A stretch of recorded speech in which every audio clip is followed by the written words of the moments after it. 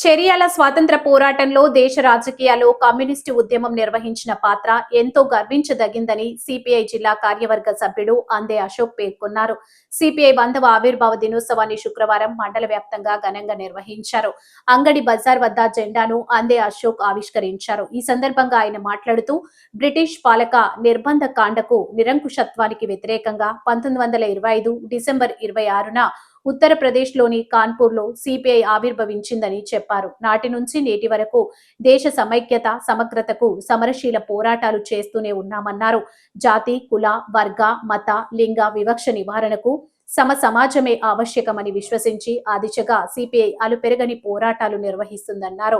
దేశంలో మతోన్మాద శక్తులను తుదముట్టించడానికి, ప్రజా సమస్యల పరిష్కారానికి ఉద్యమ కార్యాచరణ రూపొందించే వేదికగా సిపిఐ శత జయంతి ఉత్సవాలు నిలవబోతున్నాయని చెప్పారు. జనవరి 18న ఖమ్మంలో జరిగే భారీ బహిరంగ సభకు 40 దేశాల ప్రతినిధులు హాజరు కానున్నట్లు తెలిపారు.